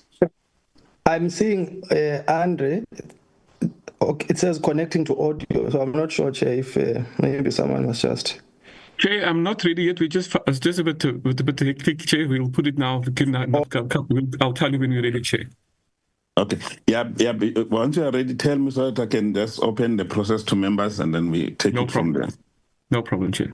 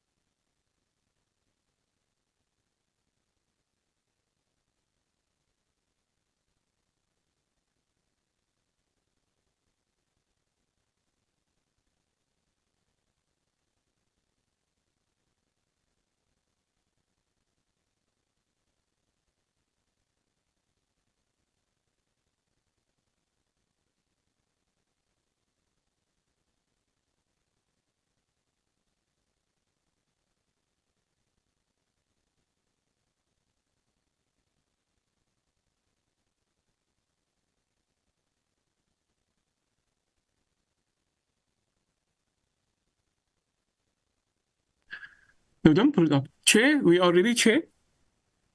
Yeah. Okay. Shall we flag the names and the numbers of the names that people nominated, Chair? Just a second. Because this is a public process, we can do that. But I think also let's not keep this in the dark so that we are clear how we've nominated, and then on the basis of the principle that have been established. I'm not sure whether members want to comment so before you publish the names. Mr. Mkutu, Chair? Yes, Member Mkutu. Chair, I was going to probably ask for the committee secretary to guide us on this matter.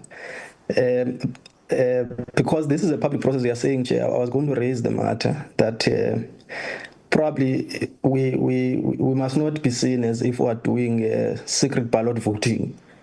Maybe, Chair, it would be transparent for the secretary, or what are the implications of not reading on record what each member nominated. My proposal, Chair, would be maybe let's allow that to be on record.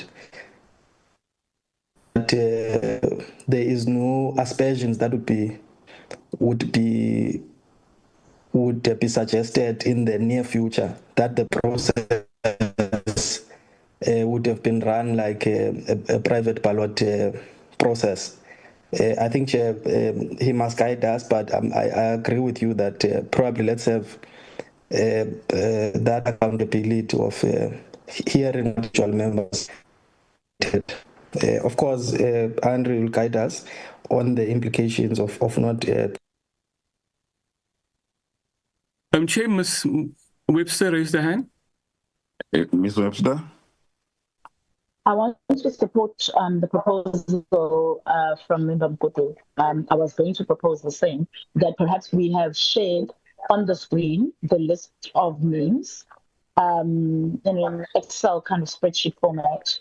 And as each name is read or is said by a member, then the committee secretary can then indicate, indicate the nomination for each of the names, so that we have a very transparent process. Even when we get to who are the nominated six, we've had a transparent process that we can all see, and so that also there isn't any. It's not even just about us and having questions in future. It's also about protecting our own secretariat as well. Okay. I think that suggestion is going to be carried. So there's two things you can do, Andre. Is first to just take us through, and then you share the list in terms of which name has been nominated how many times, but having started with our actual nomination, because it's a public process. Correct, Chair. I was going to propose that we share the name of the member who may have proposed a particular name, Chair. So shall I ask Margaret to share the list on the screen so that we can know that Mr. X has nominated the following names? So I'll just wait for Margaret to do that, Chair. No problem. And if there's any corrections that need to be made, Chair, members can do that.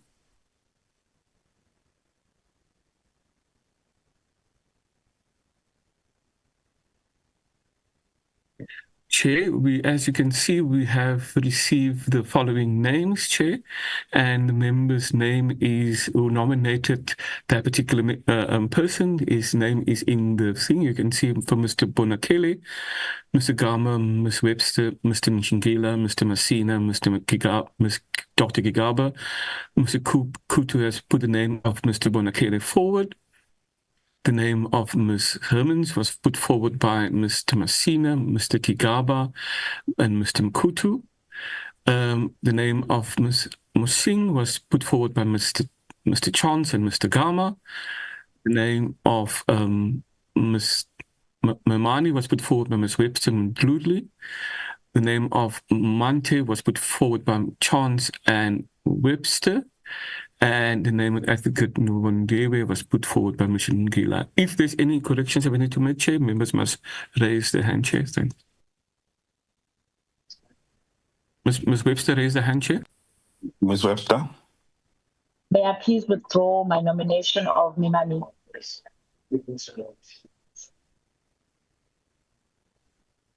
Okay.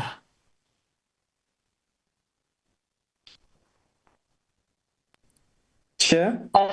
Chair, can I just qualify why, so that it does not look like maybe it is as an outcome of what I'm seeing on the screen. There's information that I have just come across, which has led to my decision to. Okay. Okay, Mr. Mukutu and Sekwanda raise their hands, and there may be members in the chamber, Chair. Okay, Mr. Mkutu and then Zogwanda. No, Chair, I would like to add my nomination for Nivondwe. Okay. Thank you. Thank you very much. And then Zogwanda. Chair, I've got two members. I've got Ms. Musikati and Mr. Gama. Yes. Okay. Ms. Musikati?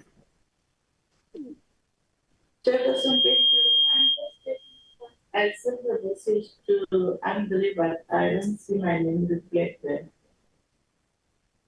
Which one? Chair, Ms. Musikati sent her nominations to Mr. Hermans, but she does not see her name on the screen. She's not been captured there on the screen. Andre, can you confirm that? Then Chair, sorry, Chair, I have not received any names. Maybe she, I don't know. I have not received any names from Ms. Musikati, but she can move it now, Chair, if she wishes to do so, Chair. Yeah. Ms. Mute, so your names have not been moved. If you can just do that now. Is it sent? Do you have a double tick?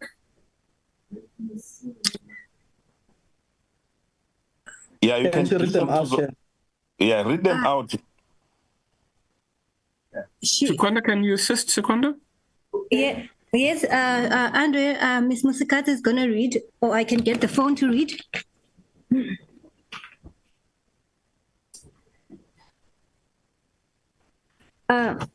So Ms. Musikata's nominations is Ms. Memane, and Mr. Mpo Mosing. On the list, Andre, it's on number 3 and number 4. On the list that you have? Yep. So she's nominated. She's nominated 2, Memane and Mosing. Mosing is number 3, Memane is number 4. We have captured it, Sekwanda. Okay, we don't see it on the screen, but it's probably coming. It's on the screen.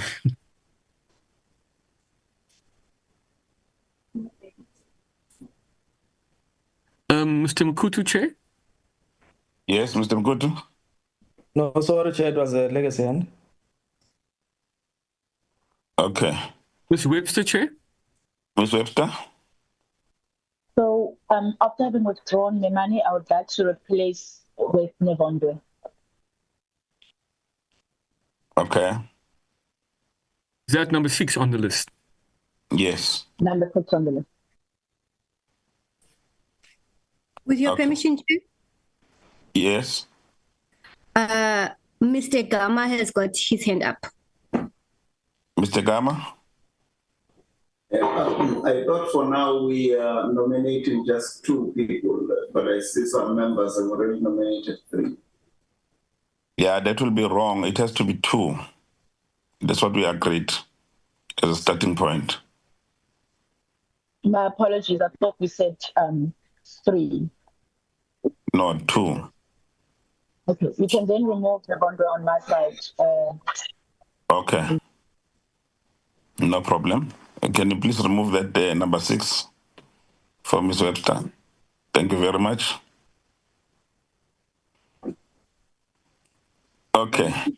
So we have like 6 names. Does it balance the gender? Can we confirm that? Correct, 3 female chair and 3 male chair. Okay. Does it balance the national question?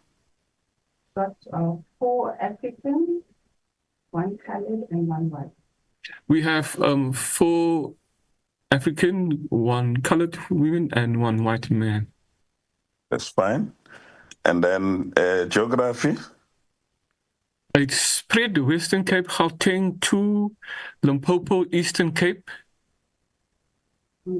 Okay. And then the issues of conflict of interest, I guess you can pick them up in the process of vetting, because we might not know now, except relying on Google.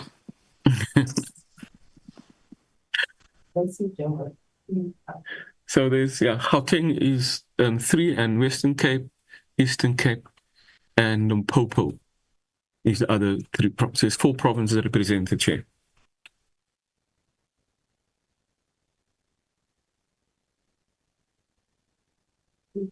Okay, so at least we are living up to our expectation in terms of the principle that have been established there. And then obviously all this is subject to verification of the qualifications as well as the vetting process.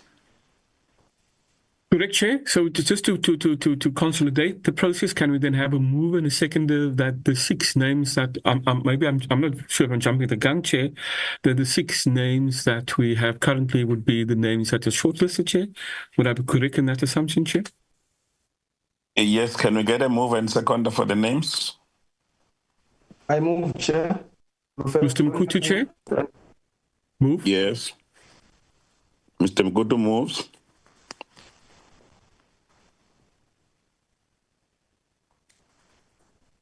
We require a seconder, Chair?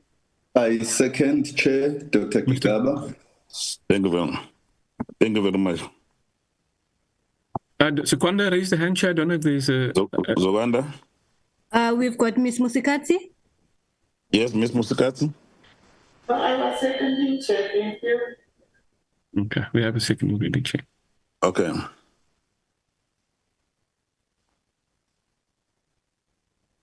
So, Chair, the committee has agreed that these 6 names would be shortlisted for the position of the chairperson of the NLC. In terms of the process, Chair, we will then start with the process as outlined in the process document, if that's in order, Chair. Yes, I think that's in order. Are there any issues members want to raise on the process?